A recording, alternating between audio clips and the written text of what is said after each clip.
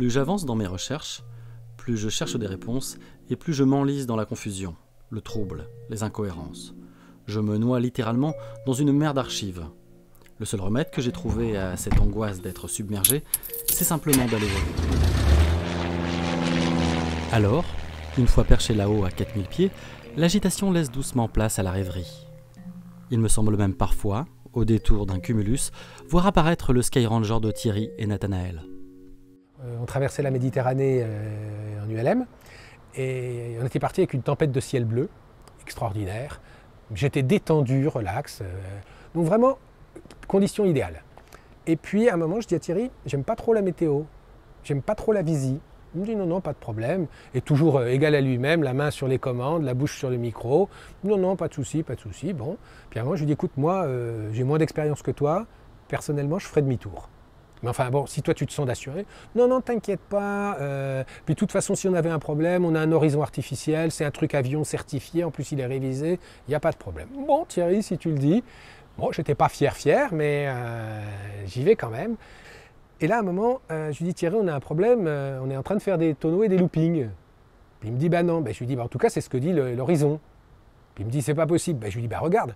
Ah oui, effectivement, c'était l'horizon artificiel qui déconnait. Une fois qu'on a dit ça, moi, je ne savais plus trop quoi faire. Mais Thierry m'a dit très calmement, toujours la main sur les commandes et la bouche contre le micro, bah, au fond, avant qu'on ait inventé l'horizon artificiel, ils volaient les avions. C'est pas ça qui le fait voler. Donc, au fond, si on a le cap, si on a la bille, si on a la vitesse, si on ne change pas d'altitude, c'est qu'on va droit. Ça a duré 2 heures, la plaisanterie. Pendant 2 heures, on s'est relayé, à raison d'à peu près un quart d'heure, pour essayer de tenir le cap dans ces conditions. Et là, Thierry, il restait imperturbable, comme si c'était, bon, bah, il y a un souci, bon, bah, c'est comme ça. Et il restait tranquille, zen. Il avait fait du planeur, hein. Il était bon pilote, il savait utiliser les vents quand même. L'aérologie. Il disait, il avait cette expression, il disait moi je fais corps avec ma machine. L'ULM c'est une extension de son corps. Effectivement, il faisait corps avec sa machine. Pour moi c'était le pilote qui pouvait se poser n'importe où. Il était dans une maîtrise, un très haut niveau de maîtrise. Pour moi c'était un pilote de catégorie internationale. Je me sentais mais 100%, 1000% même en sécurité. Je crois qu'il a plus de 3000 heures de vol et pas 3000 heures en tour de piste. 3000 heures en Afrique, 3000 heures à traverser l'Atlantique, 3000 heures en Amazonie, c'est hors du commun. Enfin, je ne connais pas grand monde qui ait fait des trucs pareils, à part les anciennes générations en Afrique. Et je ne crois pas qu'on puisse faire ça sans avoir quand même un côté un peu sérieux. Il est plus que probable que Thierry tenait son sens de l'air de son expérience du vol libre. Il y a dans la pratique du deltaplane une forme de pureté. C'est l'expression la plus simple du vol, et Thierry n'était pas du genre à compliquer les choses. Ah, il simplifiait tout. Les choses étaient simples, la ficelle, le scotch était très efficace, les bouteilles, je te racontais l'histoire. Un jour, on avait un problème de circuit de refroidissement et de vase d'expansion sur le moteur. Et évidemment, il n'y a pas des pièces de Rotax partout sur tous les terrains et dans tous les champs quand on se pose un peu n'importe où. Donc à un moment donné, on le voit en train de choisir et de s'interroger sur la résistance des bouteilles de 50 centilitres ou de 33 centilitres de Volvic. Là, elle a commencé à fondre. C'est le trop-plein de liquide de refroidissement. À savoir si c'est le même bouchon. Ça, j'ai un doute. Eh oui, c'est standard dans les eaux minérales. Est-ce que le plastique Volvic est de qualité identique à celui de... Là est toute la question.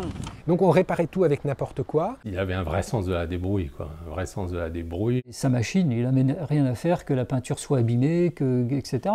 C'était pas le problème. Le plexi était rayé, oui, enfin ça vole, quoi, c'est l'essentiel. Du moment que ça fonctionnait, c'était bon.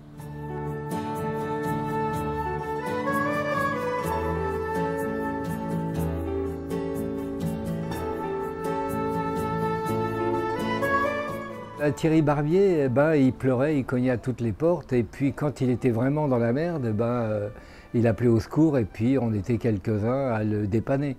Moi je l'ai fait à mon tout petit niveau quand j'étais directeur du musée de l'air. Je fais un café en même temps. Hein. Voilà, café.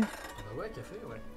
Qu'est-ce que je peux lui offrir? Moi, je n'ai pas de fric au musée de l'air. Le musée, c'est pas fait pour ça, mais je peux lui donner de la visibilité.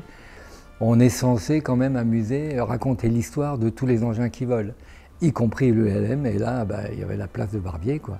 Alors, il a fait une grande banderole. Il a fallu trouver un peu de sous ou des bénévoles pour lui faire. Et il aurait eu sa place au sein de l'aviation humanitaire. Et ça, c'est un de mes grands regrets, c'est de ne pas avoir eu le temps de l'impliquer là-dedans. Ça lui aurait plu. Thierry Barbier avait été voir Alain Dumétier pour qu'il mette à la place du moteur, donc retirer son moteur, et à la place mettre une gueuse. Et je trouvais ça marrant de virer le moteur pour mettre une gueuse à la place. Et ben apparemment ils l'ont mis au Bourget, apparemment il était pour le mettre au musée. Au Bourget, au musée de l'air. C'était donc la fin pour le Skyranger de Thierry. Il était temps de regarder vers l'avenir. Ils ont bien voulu lui donner le prototype du Ninja sans moteur. Donc c'était ça le deal. Et mon père il savait que grâce à lui, ça vendait du Skyranger. Parce que souvent, je sais plus, il était passé en Amérique du Sud dans des clubs, et après son passage, hop, il y a 2 commandes de Sky. À l'image de Thierry, l'ULM est un vol très spontané. Et Thierry avait compris dès le début que c'était l'outil idéal pour rendre visite à ses amis. Thierry, c'était un petit peu ce côté imprévu, où les gens étaient ravis de le voir, mais en même temps, il s'imposait un petit peu. Entre le Brésil et les États-Unis, il est resté en Amazonie, Oui. il allait chez tout le monde, Oui. il laissait son avion sur l'eau, et puis il allait chez tout le monde. Tu as une chambre, tu as un plumard, ou un canapé, c'est là, c'est libre, je viens, je l'occupe, voilà, ça fait quoi? Voilà. Il y avait quand même un côté affectif très très fort avec les gens qu'il rencontrait, donc même si ils auraient bien aimé qu'ils préviennent un peu, parce qu'il lui disait, je me rappelle de Daniel, la première fois que je l'ai vu, qui était un de ses amis, qui disait, mais Thierry, quand tu as décollé, tu savais bien que tu allais arriver dans mon coin, tu pouvais au moins me dire que tu venais dans le coin. Donc voilà, Thierry, ce côté, je te vois de passage, on fait un bout de chemin ensemble, etc., très bien. Thierry,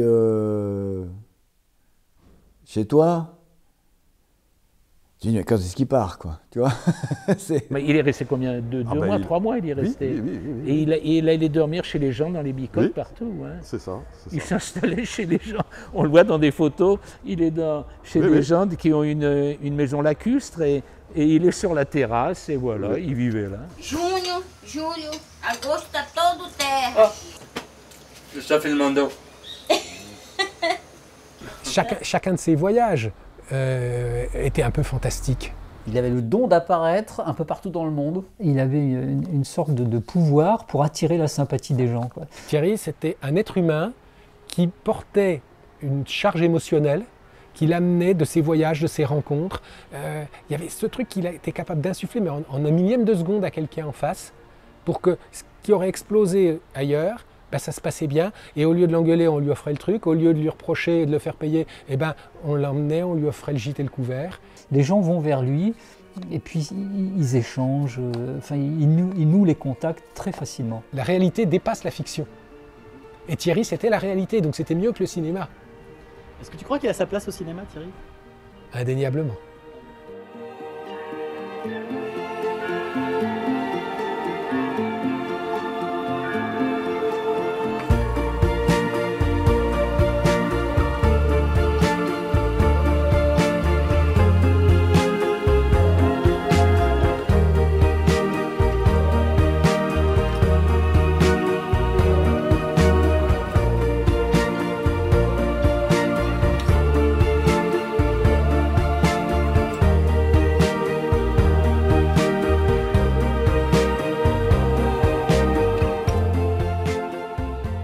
J'aimerais aussi trouver cette sérénité. Ma vie semble parfois un enchaînement d'enjeux capitaux. Comme Thierry, je voudrais vivre mon existence avec légèreté, insouciance et détachement. Il y avait un côté très idéaliste aussi chez Thierry, extrêmement idéaliste. Oui, Thierry était un idéaliste.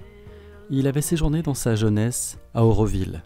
Cette espèce de cité utopiste extraordinaire dans lequel il a passé un peu de temps, il y a 35 ans environ, je pense. Et il partageait l'idée qu'il devrait y avoir quelque part sur la Terre un lieu dont aucune nation n'aurait le droit de dire « il est à moi », où tout homme de bonne volonté pourrait vivre librement comme un citoyen du monde. Et mettre en œuvre l'idéal, ça n'a jamais été facile pour les hommes. Et donc inlassablement, Thierry parcourait le monde à la recherche de son idéal. Des plaines d'Afrique, Beryl Markham écrivait « Elles sont mystiques et sauvages. C'est un enfer étouffant. C'est le paradis des photographes, l'Eldorado des chasseurs et l'utopie des rêveurs. C'est tout ce que vous voudrez, toutes les interprétations sont possibles. C'est le dernier vestige d'un monde révolu ou le berceau d'un brillant avenir. » Nul doute qu'en survolant les plaines du Grand Rift, Thierry pouvait ressentir un avant-goût de divinité. Toutes les croyances placent la sérénité, ce qu'on recherche tous finalement, d'une manière ou d'une autre, on le place là-haut. Donc voler, c'est se payer un acompte de paradis. Donc c'est un peu ce que faisait Thierry et c'est un peu ce qu'un certain nombre d'entre nous, pas tous, mais ce qu'un certain nombre d'entre nous font. Ça y est, on y était, je le sentais. Il était venu le moment de percer le plus grand mystère qui plane autour de Thierry Barbier. Thierry et les femmes.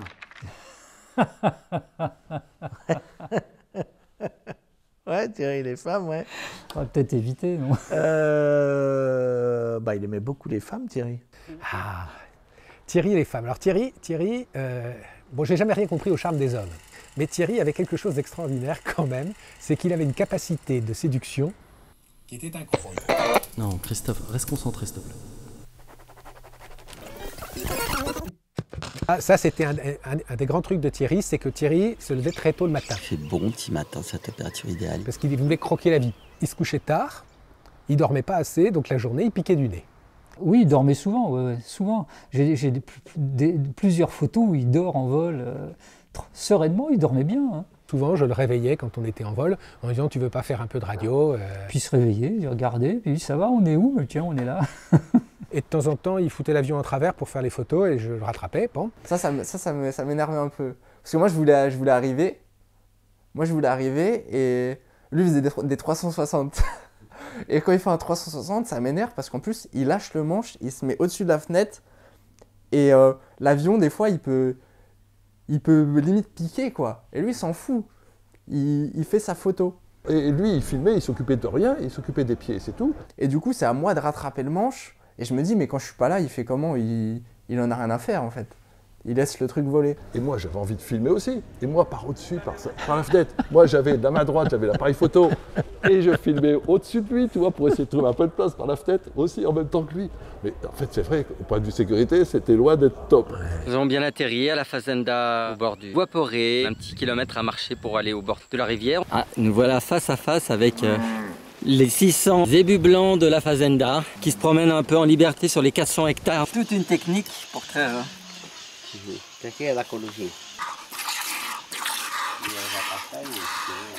Ça va pas plus vite que ça. Hein. Enfin, si Johnny il va 4 fois plus vite, mais moi, je sais pas, j'ai des petites mains. Moi, je pense que c'était un baba, tu vois, un baba cool, Thierry. Thierry, c'est génial. Sa bonne humeur et son bonheur se déclaraient le matin quand il prenait la radio. Il était très marrant. Passer des moments de cavale ensemble, c'est très rigolo. C'est très rigolo. Ah, on se marrait tout le temps. On a eu des crises de rire, mais extraordinaires. Moi, je le trouvais drôle. En tous les cas, c'était très très marrant. On peut sortir des vannes sur tout. Bon, il a un humour assez spécial. Hein, Aujourd'hui, on profite du temps très venteux et avec le plafond très bas pour faire des essais d'enfilage de combinaisons de survie en eau froide. À l'intérieur de l'ULM, on l'a fait hier, c'était assez laborieux. Faut qu'on améliore le score là. Mais t'as des beaux gants bleus, hein. Oh, le moteur ratatouille, on va tomber dans l'eau.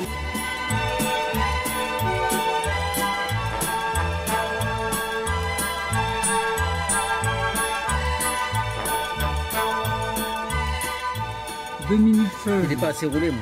Non.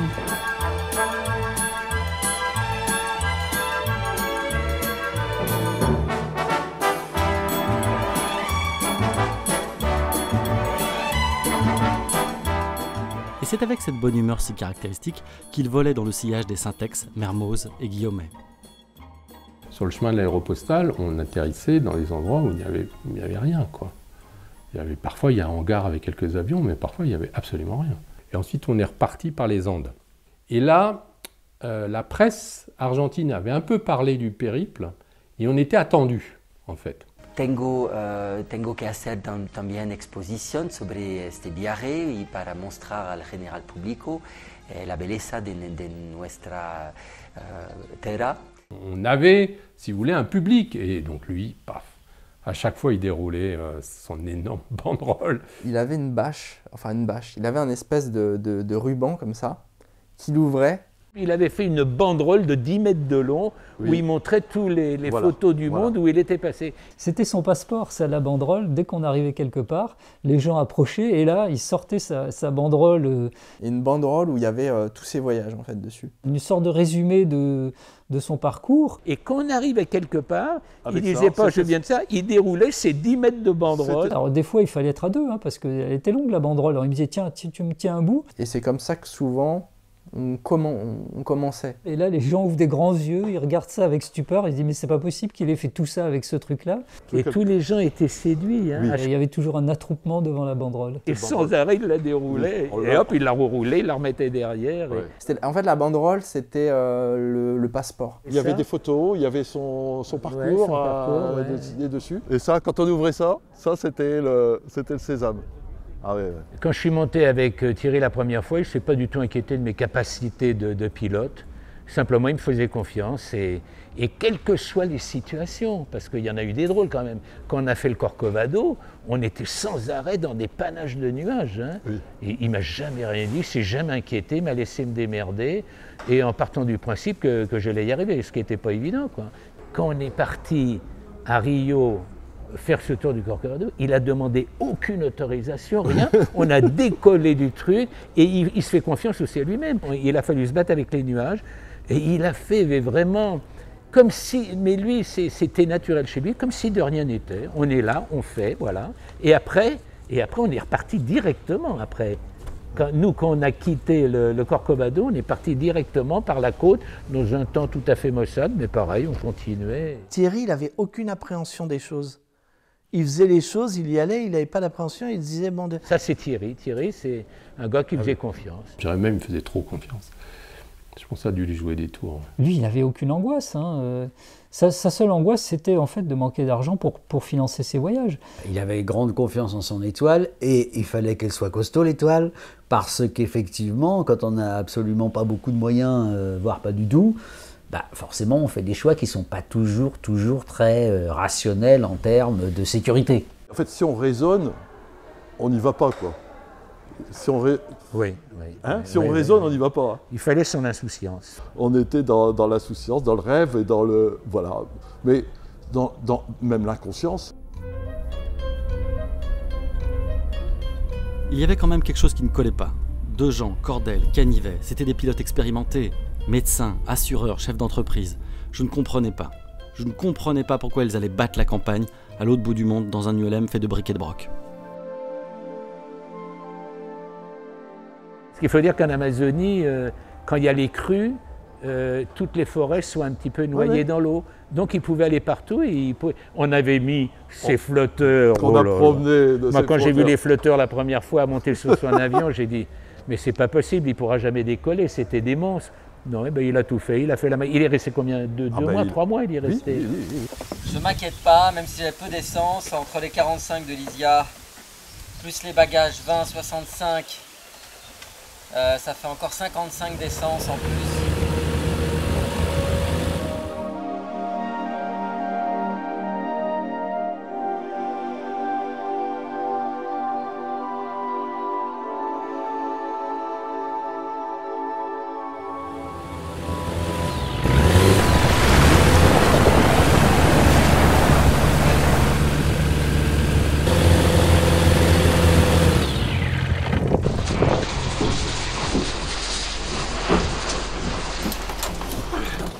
Non, c'est pas grave.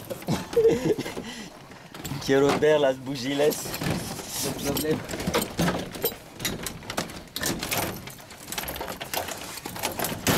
Las ramas.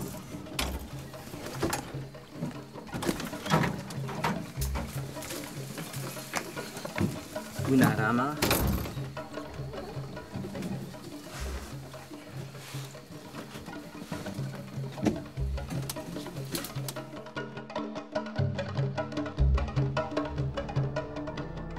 c'était pas un être humain normal.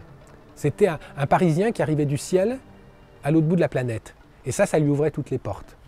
Oui, ça lui ouvrait toutes les portes, et notamment celle de la Société des explorateurs français, dont Thierry fut sociétaire.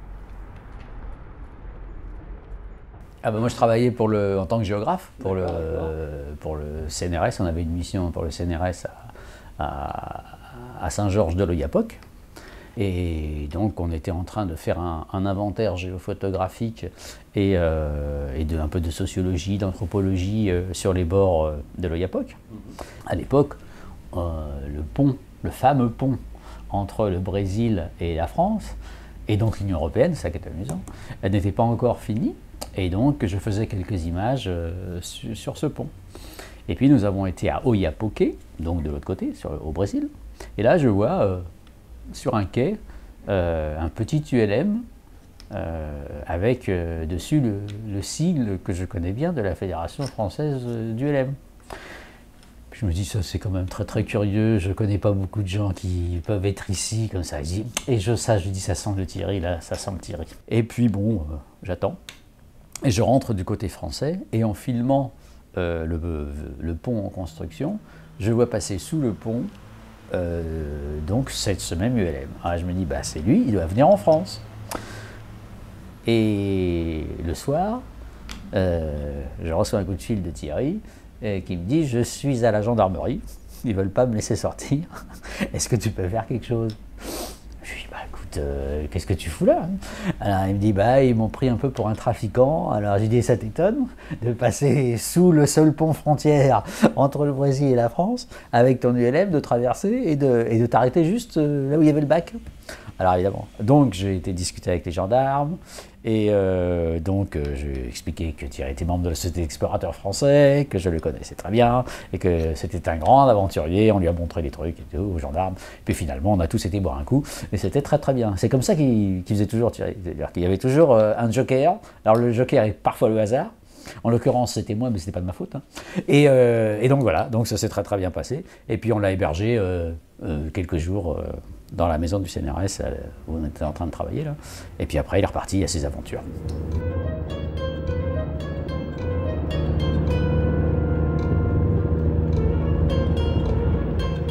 Je me souviens de Bernard Chabert qui disait « Piloter, c'est l'acte de faire voler une machine volante ».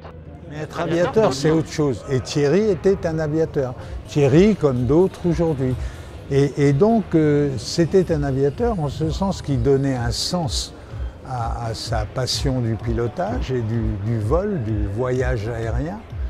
Et que pour lui, voler et voyager par le ciel, c'était un raccourci vers les vérités, je dirais, les plus fondamentales, les premières. Donc Thierry, voilà, moi j'ai pris un petit coup de cœur malgré tous les défauts qu'il a, parce que il t'impliquait sans que tu le veuilles, assez malin quand même, et en même temps extrêmement courageux, quoi. Alors il lui a manqué peut-être à Thierry, j'étais pas encore président d'Aviation sans frontières, travailler pour une cause. Il a essayé de chercher comment aider les tribunes, les faire connaître. L'objectif, c'était vraiment de constater, vu du ciel, l'impact de l'homme sur la nature, les destructions liées à l'homme, la pollution. La détérioration de la planète. Si, il aimait beaucoup faire les photos aériennes, beaucoup. Il a fait des très beaux bouquins là-dessus, ça je pense que ça le passionnait. Il y avait une quête de la beauté du monde. Je crois qu'il aimait vraiment l'esthétique de la nature, des paysages, des gens. Il aimait voir. Moter les beautés de la Terre, hein, ça il aimait beaucoup faire ça. Il aime bien quand c'est beau en fait. Il est vraiment dans le moment présent. Thierry disait au contraire, le monde est merveilleux. Il montrait la beauté du monde, et le monde qu'on a aujourd'hui, il est merveilleux. Et moi quand j'étais jeune, en fait, je comprenais pas. Moi j'étais en vol avec lui, je voyais des paysages exceptionnels avec du recul, mais ça me faisait ni chaud ni froid en fait. Mais lui, ça avait l'air de le toucher. Ce qu'il se disait, c'est si je montre assez aux gens combien la planète est belle, combien l'être humain est bien, ils n'en auront pas peur et tout se passera bien. Je vais montrer qu'il n'y a pas de raison d'être en conflit. En Amérique centrale ou en Afrique, discuter avec les gens, leur expliquer qu'il faudrait faire des fours solaires parce qu'ils avaient du soleil et puis ils avaient du gaz. Et ils disaient mais non, il faut faire des fours solaires, il ne faut pas utiliser le gaz. Ils leur disaient mais c'est facile, je peux vous montrer. Et d'ailleurs il y avait un message à l'école aussi, il passait ce message, ça c'était très important. Il y avait toujours un petit côté pédagogue, il aimait bien. Et je pense que c'est là-dedans qu'il s'est le plus réalisé. Je pense que c'était ça son vrai but, finalement. Une grande patience dès qu'il s'agissait d'expliquer ses voyages et ses buts. C'est de voler et de montrer la planète. Et si au fond on s'intéresse à Thierry aujourd'hui, c'est parce qu'il allait chercher ce qui était beau dans l'humain.